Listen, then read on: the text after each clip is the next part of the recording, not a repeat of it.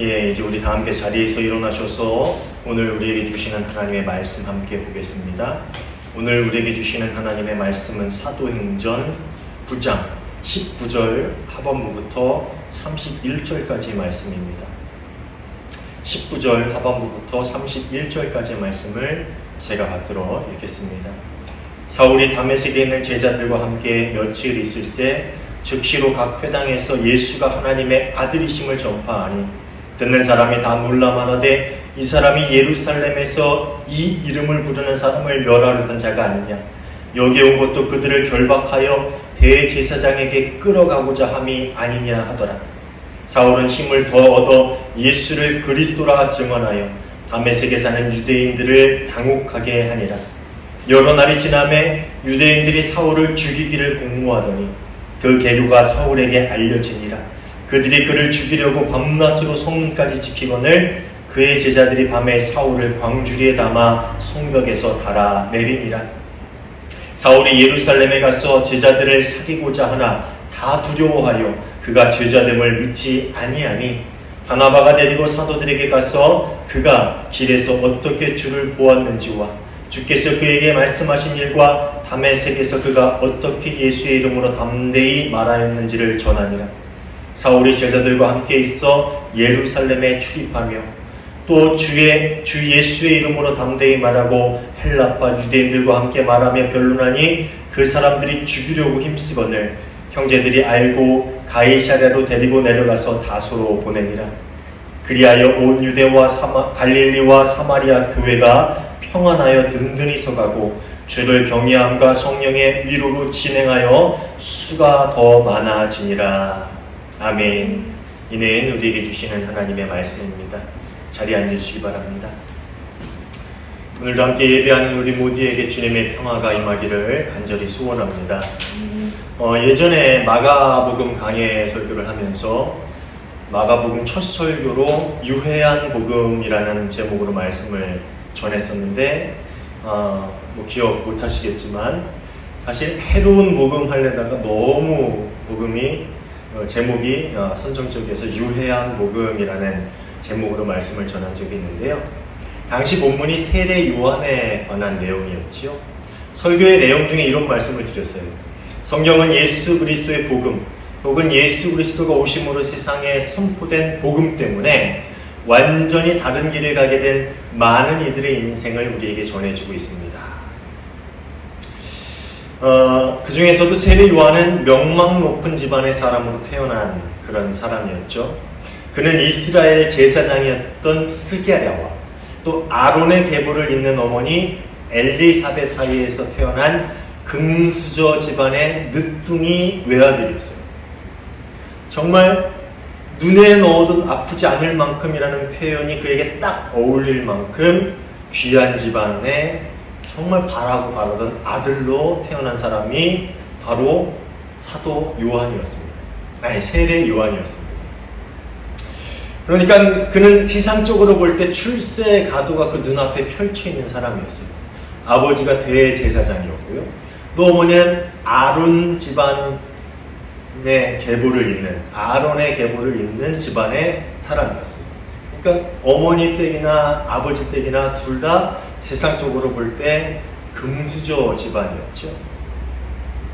그렇지만 그는 예수 그리스도의 오심을 예비하기 위한 인생으로 살아가야만 했습니다. 왜냐하면 하나님께서 그의 인생을 그렇게 이끌어 가셨고 그가 하나님의 이끌어 가심에 순종하는 삶을 살았기 때문입니다. 그리스도를 위해 그는 아주 짧은 생을 살다가 그리스도는 흥해야 되고 자신은 쇠하여야 한다라는 말과 함께 형장의 이슬로 참수형을 당하고 이렇게 짧은 인생을 마치게 됩니다. 마가복음은 하나님의 아들 예수 그리스도의 복음의 시작이다라는 말로 시작을 하고 있습니다. 복음의 시작이다, 즉 복된 소식이 이제 시작되었다라는 말로 그 시작을 열고 있지만 정작 그리스도의 복음을 받아들여 새로운 삶을 걷기 시작한 이들에게 이 복음이라는 것은 그 뜻대로 복된 소식 같아 보이지 않았어요. 적어도 세상 사람들이 보기엔 그랬다는 거예요. 이 복된 소식을 받아들이고 그것을 전하는 사람들의 그 삶은 세상 사람들이 보기에는 그다지 복된 인생으로 보이지 않았다라는 겁니다. 그래서 그 당시 설교의 제목을 유해한 복음이다라고 지었던 기억이 납니다. 그렇지만 세상 사람들이 보기에는 해롭게 보였던 복음, 사람의 인생을 정말 무지막지한 곳으로 이끌어갔던 그 복음이 정작 순환의 길로, 십자가의 길로, 순교자의 길로 걸어갔던 이들의 마음을 세상 누구보다, 또 세상 어떤 일보다 기쁘게 만들어 주었다라는 것은 우리는 잘 알고 있습니다. 또 우리 또한 그것을 경험해 보기도 하였지요.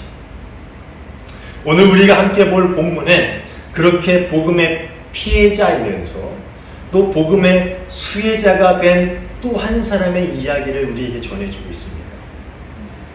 우리가 지난주에 보았던 그리스도인들을 잡아 죽이기 위해서 살기가 가득하여 다메섹으로 달려오던 사울이 바로 그 사람이지. 사울은 예수님을 만난 사건 이후에 눈이 보이지 않게 되어서 사흘간 먹지도 마시지도 않으면서 괴로운 시간을 보게 됩니다. 그런데 그때 그런 사울에게 하나님께서 아나니아를 보내주시고 사울에게 안수하게 하십니다. 그리고 바로 그때 사울의 눈에서 비늘 같은 것이 벗어지며 다시 보게 되는 그런 기적을 경험하게 되었다라고 성경은 우리에게 이야기해주고 있지요. 앞이 보이지 않던 사울의 눈에서 비늘 같은 것이 벗겨지면서 다시 앞을 보게 된 이 사건은 두 가지 의미를 가지고 있는데요. 육체적으로는 그리스도께서 이 땅에서 보여주셨던 그 치유의 역사를 그 또한 경험하게 된 것이죠. 그 예수님을 믿고 따르고 전하는 그 제자를 통해서 그리스도께서 이 땅에 행하셨던 그 치유의 사역의 그 역사를 그 또한 육체적으로 경험하게 됩니다. 그리고 영적으로는 그가 이전에 가지고 있던 세상적인 눈이 이제 그리스도의 일들을 보는 새로운 눈으로 바뀌게 되었다라는 것을 상징하는 사건이 되기도 합니다. 그러니까 이 사건은 육체적으로도 그리고 영적으로도 이 바울에게 정말 많은 것들을 남기게 된 그런 사건이었다라는 말입니다. 크리소스톰은 이 부분에 이런 주석을 달고 있습니다. 그가 자신의 눈이 먼 것이 상상이었다고 생각하지 않도록 눈에서 비늘 같은 것이 떨어져 나왔습니다. 바울에게 그 이상의 가르침은 필요 없었습니다. 그는 체험으로 배웠습니다. 물론 이 크리소스톰의 말처럼 그 더 이상의 가르침이 그에게 필요 없을 정도는 아니었지만 분명한 것은 사울이 자신이 겪은 이 모든 일들이 자신이 환각 상태에서 겪은 그런 상상 속의 일, 환각 상태의 일이 아니었다라는 것을 분명히 알았을 거예요. 그리고 이 체험을 통해서 예수님의 능력을 그가 체험했을 것입니다. 그가 자신이 박해하고 잡아들인 그 많은 그리스도인들이 이야기하는 그 예수님의 능력이 무엇이었는지를 이 동화 같은 사건을 통해서 배웠고 이 사건은 그의 인생 가운데 깊이 각인되었던 것은 분명하다라는 말이지요. 사울은 그처럼 놀라운 일들을 연속해서 겪으면서 눈의 비늘뿐만 아니라 마음의 비늘이 함께 벗겨짐으로 이제 다른 눈으로 세상을 바라보기 시작했습니다. 이제까지 유대교적인 열심을 가지고 그 눈으로 세상을 바라보고 자신의 인생을 그 헛된 데 열심을 쏟아서 자신의 인생을 거기다 쏟아 부었는데 이제 비늘이 벗겨지고 나니까 그동안 자신이 행했던 일들이 얼마나 바보 같은 일인지를 알게 됩니다. 아니, 바보 같은 것을 넘어서서 얼마나 무섭고 끔찍한 일인지를 그가 깨닫게 되었을 것입니다. 예수를 부인한 죄, 예수의 가르침이 유대교에 반하는 것이다. 그렇게 생각해서 예수님을 믿고 따르고 전하던 이들을 잡아 박해하고 죽음으로 몰아넣은 그 죄를 그가 이제 그리스도께서 주신 영적의 눈으로 바라보게 되었다라는 것이죠. 그 기분이 어땠을까요? 자신은 나름 굳은 신념을 가지고 열심을 다해서 한 일이죠. 사울이 아무 생각 없이 그렇게 한 건 아니에요. 그는 유대교적인 열심이 있었고요. 신념이 있었습니다. 그래서 그것을 가지고 이렇게 그 일들을 열심을 다해서 자신의 인생을, 시간을 바쳐서 그렇게 해나갔던 것입니다. 그런데 예수께서 주신 새로운 눈, 예수는 그리스도라는 것을 믿는 그 믿음의 눈을 가지고 난 후에는 자신이 믿어왔던 유대교적인 가르침이 얼마나 보잘것없는 것인지, 그것이 얼마나 잘못된 것이었는지, 그리고 유대교를 향한 열심이 얼마나 잘못된 방향으로 나아간 열심이었는지, 얼마나 헛된 열심이었는지를, 얼마나 헛된 것이었는지를 깨닫게 된 것이지. 그래서 오늘 이 사울은 빌립보서 3장 8절을 통해서 이런 고백을 합니다. 그뿐만 아니라 내 주 예수 그리스도를 아는 지식이 가장 고귀하므로 나는 그 밖의 모든 것을 해로 여깁니다. 나는 그리스도 때문에 모든 것을 잃었고 그 모든 것을 오물로 여깁니다. 여기서 배설물이라고 개역개정에 나왔는데 세번역엔 오물이라고 합니다. 정말 유명한 고백이죠, 이거. 그가 이전에는 태어난 지 8일 만에 할례를 받았고 이스라엘 민족 가운데서도 베냐민 지파 사람이었고 히브리 사람 가운데서도 히브리 사람이고 율법으로는 바리새파 사람인 것과 또 열심을 가지고 교회를 박해한 사람이었고 또 율법의 의로는 흠잡을 데가 없는 사람이었다라는 것을 자랑으로 여기며 살았다라고 이야기합니다. 그런데 이제는 그 모든 것을 여기는 오물, 근데 속된 말로 하면 뭐예요? 똥과 같이 여긴다라고 고백을 하고 있는 거예요. 참 재밌는 고백입니다. 예전에는 정말 세상 사람들이 보기에 바울이 가진 그 모든 것이 정말 내가 살면서 가져볼 수는 있을까? 누려볼 수는 있을까? 저 사람처럼 될 수는 있을까라고 여길 만한 세상적으로 보기에 너무나도 자랑스럽고 좋은 것이었지만 내가 이제 그리스도의 눈으로 세상을 바라보기 시작하니까 그것이 모두 해로 여겨지고 그것이 모두 배설물처럼 여겨진다. 이제 자신의 눈, 자신의 시각이 그리스도를 만남으로 완전 뒤집혀지고 바뀌었기 때문입니다. 사랑하는 여러분, 진짜 예수님을 만나고 그리스도를 마음속에 품고 사는 사람들은 이렇게 보는 눈이 달라져요. 그리고 보는 눈이 달라진 사람들은요, 자신들이 인생 가운데서 세상을 살아가면서 가장 귀하게 여기는 것이 무엇인지 그것 또한 달라지게 마련입니다. 그리고 그 모든 것들이 달라지고 나면 행동하는 것도 말하는 것도 또 살아가는 모든 방식도 이제 달라질 수밖에 없는 것입니다. 그렇지 않겠습니까? 얼마 전 근처에서 목회하는 친구 목사님을 만나가지고 차 한잔 마시면서 이런저런 이야기를 나눴는데 예전에 그 제 친구 목사님이 사역하던 동네가요, 소위 요즘 얘기를 하면 핫한 도시였어요. 핫한, 아주 뜨거운, 뭘로 뜨겁냐 하면은 신도시 하면 뭐가 떠올라요? 막 땅값이 막 올라가고 막 신세대들이 몰려드는, 젊은 그 청장년층들이 몰려드는 그런 신도시고 핫한 지역으로 유명했던 도시인데, 그곳에 살고 계신 한 젊은 성도님을 만났는데 그 성도님이 이런 이야기를 하더래요. 목사님, 속회 모임에 나가면 저는 바보가 된 것 같아요. 다들 만나면 신앙생활 이야기 하기보다는 아이 학원, 학교, 어딜 보내니, 어디가 좋으니 이런 얘기하고요. 또 그거 아니면은 아파트, 부동산에 투자한 이야기, 돈 번 이야기들 하느냐고 정신이 없는데, 저는 바보같이 아파트 사지도 못하고 땅에 투자하지도 않았고 아이 학원도 그냥 그렇게 뭐 여기저기 알아봐서 열성으로 보내는 게 아니라 아이가 다니고 싶어하는 학원만 이렇게 보내고 그렇게 하는데, 이렇게 사는 게 맞나 하는 생각이 들어요. 그런 이야기를 친구 목사님하고 하면서 참 속상하더라고요. 누가 바볼까요? 누가 어리석은 삶을 살아가고 있는 걸까요? 누가 배설물을 금덩이같이 끌어안고 사는 사람들이고, 누가 그리스도를 부수적인 대상으로 여기며 살아가는 사람들입니까? 그 이야기를 들으면서 우리들의 지금 모습은 어떠한가라는 생각에 마음이 씁쓸했습니다. 사울은 예수님을 만나 눈이 멀고 다시 눈을 뜨는 일련의 그 과정들을 겪으면서 마음속에 이전에는 없었던 새로운 것이 하나 생겼습니다. 그게 뭘까요? 20절 말씀입니다. 즉시로 각 회당에서 예수가 하나님의 아들이심을 전파하니, 그가 이전에 무시했던 예수님은요, 유대교 입장에서 보면은 이단자였습니다. 유대교 입장에서 보기엔 이단자였던 예수가 유대인들이 그토록 기다려왔던 메시아였다라는 것을 그가 깨닫게 되고, 이제 예수를 그리스도 메시아로 시인하는 믿는 믿음이 그에게 생겨났던 것입니다.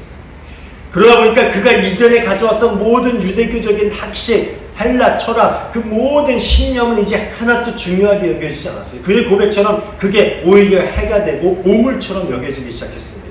그저 속히 예수께서 하나님의 아들이심을, 우리가 그토록 기다려왔던 메시아이심을 세상 가운데 알려야겠다라는 그런 마음이 급했습니다. 여기서 즉시로라는 표현이 얼마나 그의 마음이 급했는지, 유대교를 향해 타오르던 열심만큼이나 이제 그의 마음속에 복음을 전하기 위한 열정이 얼마나 활활 타오르고 있었는지를 보여주고 있는 그러한 표현입니다. 저는 우리 그리스도인들의 마음속에 이런 불꽃이 있었으면 좋겠습니다. 아니, 불씨라도 있었으면 좋겠습니다. 누구를 만나면 어떻게든 복음을 전하고자 하는 간절함이 우리의 마음속에서 활활 불타올랐으면 좋겠어요. 그렇다고 뭐 아무 때나 때와 장소 가리지 않고 무조건 전하는 게 아니라, 물론 때와 장소에 따라 지혜로운 모습이 필요합니다. 어떤 때는 돌려 말하기도, 어떤 때 조심스럽게 말하기도, 어떤 때는 말없이 섬기기만도, 여러 가지 방법이 필요하겠지만, 단 우리의 마음만큼은 언제 누구를 만나든지 이런 불꽃으로 활활 타올랐으면 좋겠다는 말입니다.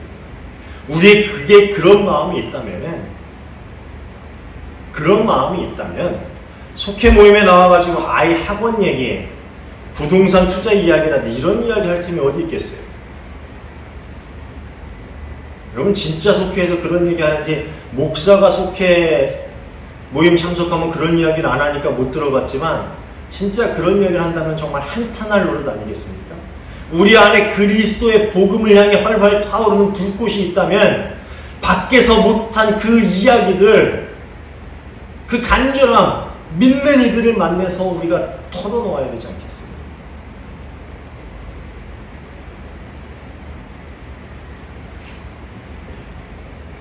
복음을 전하다 겪었던 속상한 일들을 함께 나누면서 우리 안에 있는 그 복음의 불꽃들을 활활 불타오르는 그런 모임들이 우리 그리스도인들의 모임이 되었으면 좋겠습니다. 그리고 또 그런 마음으로 우리가 세상에 나아가 그 활활 타오르는 그 복음을 향한 열정으로 세상 가운데 복음을 전할 수 있는 그런 저와 여러분 모두가 되시기를 간절히 소원합니다. 우리 마음에 이런 불꽃이 없다면 간절히 기도하시기 바랍니다. 더욱 주님을 사모하시길 바랍니다. 아니면 내 눈이라도 멀게 해주십시오. 그래서 주님만 바라볼 수 있도록 해주십시오. 무서운 기도지만 정말 필요한 기도죠. 지난주 한 권사님께서 문자를 보내주셨는데요. 톡을 보내셨는데, 주보 글을 읽다가 마치 자신의 죄가 스물스물 올라오는 것을 보는 것 같다고 기도하며 몸부림쳐야겠다라는 문자를 보내주셨어요. 제가 그 문자를 보면서 정말 제 자신이 부끄러웠어요. 우리의 삶이 이래야 돼요. 우리 안에 그리스도가 계시고 복음이 있고 그렇게 복음을 향한 열정으로 타오른다면 우리 죄가 보이고요, 우리 허물이 보이게 말이에요. 그렇게 몸부림치다 보면 우리 죄를 끌어안고 정말 주님 앞에 부끄러운 마음을 끌어안고 몸부림치다 보면요, 어느 순간 성령이 우리 마음을 어루만져 주시고요, 성령님께서 우리 마음속에 복음을 향한 열정과 사랑과 그 불꽃을 활활 타오르게 하시는 것을 경험하게 될 것입니다. 내 안에 죄를 보면서 무덤덤한 사람들에게, 아니 들여다 보려고 하지도 않는 사람들에게 이런 역사는 일어나죠. 그리고 그런 역사가 일어나지 않는 사람들이 모인 교회는 결국 부흥할 수 없습니다. 우리 교회는 정말 예배 스텝을 할 사람도 한 명 없는 그런 교회이지만 그렇다고 이런 복음의 열정이 없는 사람들이 가득 모인 그런 교회가 되고 싶지도 않습니다. 사랑하는 여러분, 단 하나라도 복음을 향한 열정이 활활 타오르는 사람들이 하나님께 예배하는 그 예배를 하나님은 기뻐 받아주십니다. 늘 우리의 문제, 우리의 죄, 우리의 허물을 가지고 몸부림치며 씨름하고 주님, 내 마음에 복음을 향한 열정을 주십시오. 그리스도의 마음을 주십시오. 기도할 수 있는 저와 여러분 모두가 되시기를 간절히 소원합니다. 사울 안에 그런 열정이 생기다 보니까 이 사울이 회당을 다니면서 뭐라고 얘기하냐면 예수님은 하나님의 아들이십니다. 예수님이 그리스도, 그러니까 우리가 그렇게 기다려온 메시아이십니다 라고 선포하고 다니기 시작합니다. 사울이 이제 그 일들을 하지 않고는 못 배우겠네요. 즉시로 일어나서 눈이 떠지고 이제 예수가 그리스도임을 고백하고 믿고 신나다 보니까 즉시로 일어나서 자신이 늘 말씀을 가르치던 이 율법학자고 유대인 바리새인 중인 바리새인이니까 회당에서 늘 말씀을 전했을 거 아니에요. 그 회당으로 뛰쳐가서 첫 번째로 자신의 동료들이었던 그 유대인들에게 이렇게 얘기하는 거예요. 예수가 그리스도이십니다. 예수가 하나님의 아들이십니다. 우리가 잘못 알고 있었어요. 예수가 우리가 그토록 기다려온 메시아이십니다. 그러니까 듣는 사람들이 다 놀라서 어리둥절해하기 시작합니다. 21절입니다. 이 사람은 예루살렘에서 예수의 이름을 부르는 이들을 마구 죽이던 바로 그 사람이 아닌가. 그가 여기에 온 것도 그들을 잡아서 대제사장들에게로 끌고 가려는 것이 아닌가. 여러분, 사울이 다메섹에 온 지 며칠 정도 지났을까요?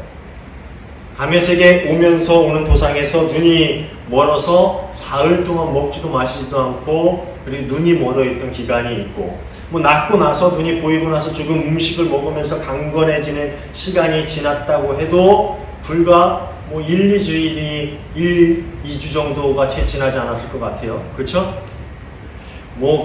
여기 즉시로 나왔다는 거 보니까 그 정도도 안 지났을 거예요. 힘을 차리자마자 즉시로 나갔을 것 같아요. 그런데 그 일주일도 안 되는 사이에 사울이 그들이 예전에 들어서 알고 있던 그런 사람이 아닌 다른 사람이 되었다는 거예요.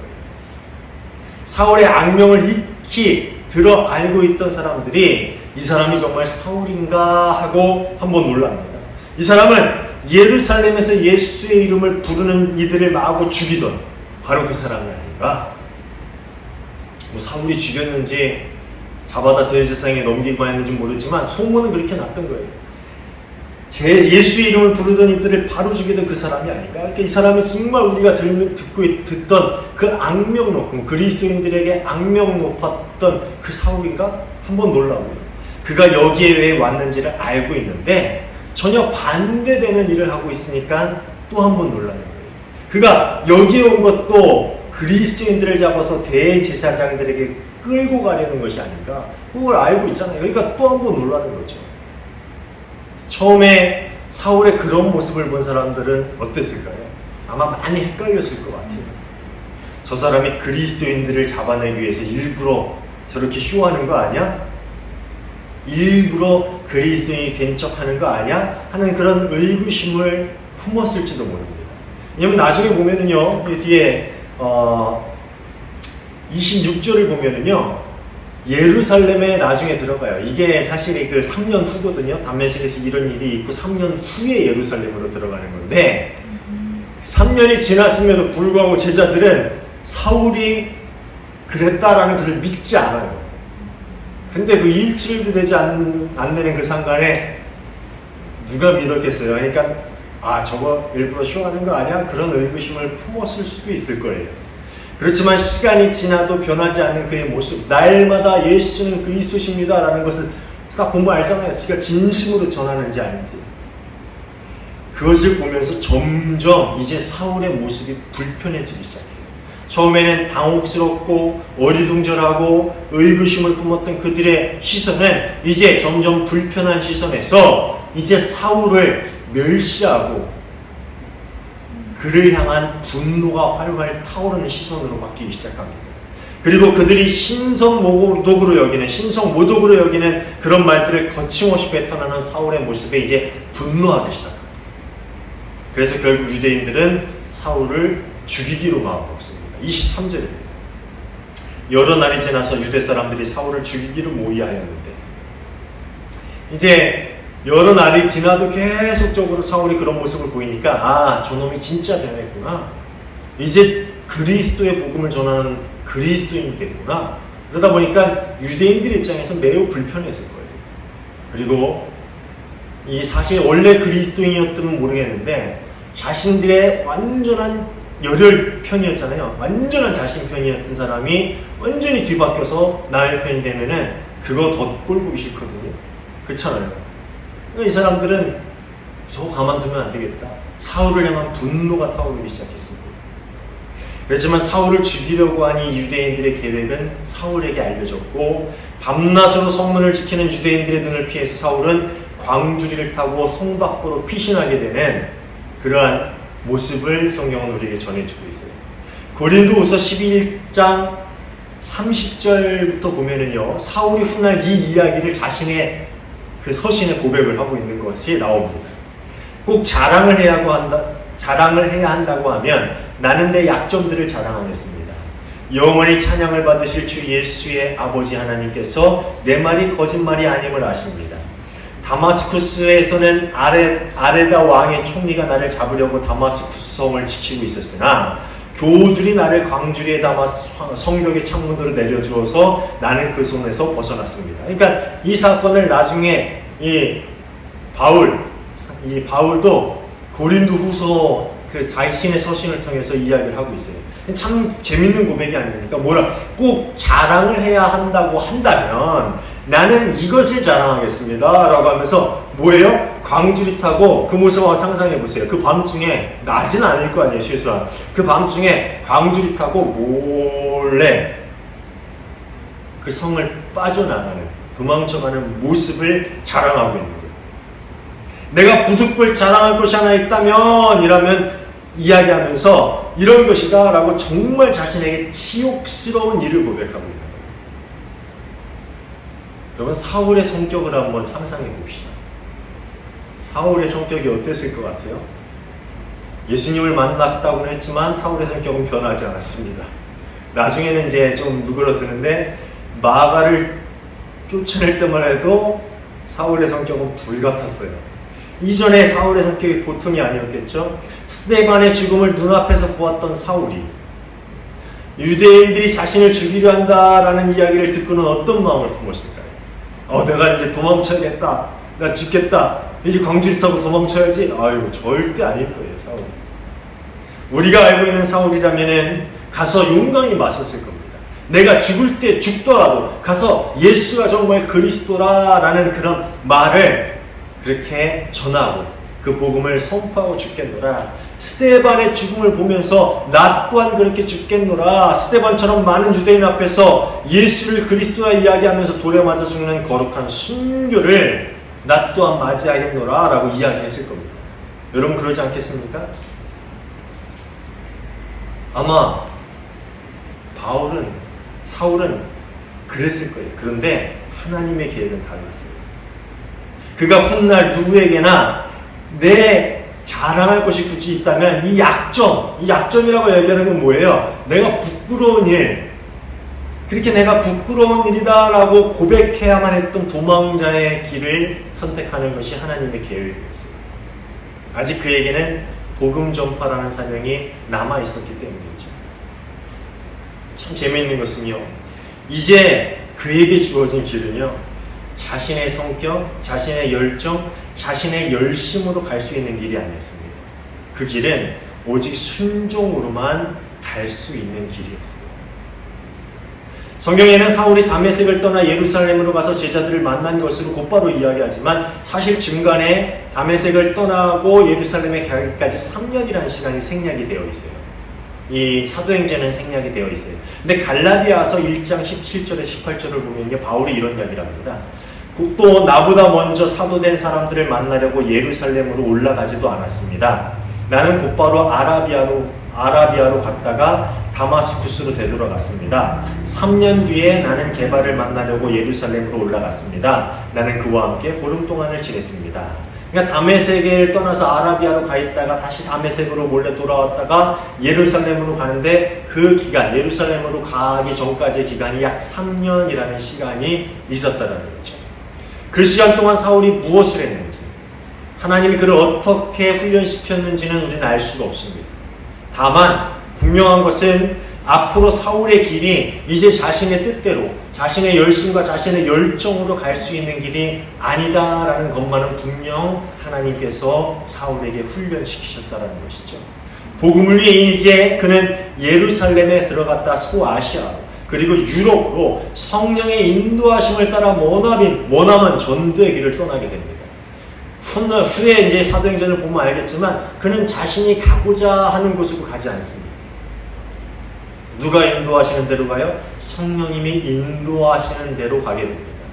옛날 자신의 열정, 자신의 열심, 자신의 계획으로 일을 행하던 사울이 더 이상 아니었다라는 것이죠. 그가 고백했던 것처럼 때로 복음을 위해 강물의 위험과 강도의 위험과 동족의 위험과 이방 사람의 위험과 도시의 위험과 광야의 위험과 바다의 위험과 거짓 형제의 위험을 지나가야 했고요. 또 때로 수고와 고역에 시달리고 여러 번 밤을 지새우고 줄이고 목마르고 여러 번 굶고 추위에 떨고 헐벗는 말할 수 없는 고통을 감수했어야만 합니다. 이게 빌립보서에서 그가 고백하는 거예요. 내가 이런 일들을 겪었다. 그런데 또 때로는 복음을 위해서 그는 자신이 부끄럽게 느끼는 그 길 또한 그가 걸어가야 했다라고 그렇게 그는 그 서신서를 통해서 밝히고 있습니다. 자신이 부끄럽게 느끼는 그 도망자의 길도 나는 복음을 위해서 순종함으로 걸어갔다.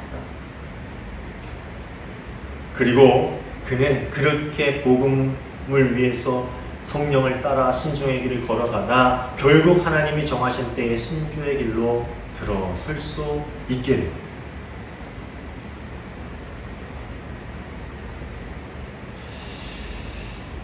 사울 같은 사람이 예수님을 만나고 이제는 자신의 성경 지식과 그 뛰어난 언변으로 예수께서 그리스도다라는 복음을 전하는 완전히 뒤바뀐 삶을 살아간다라는 이야기는 삽시간에 퍼져나갔을 거예요.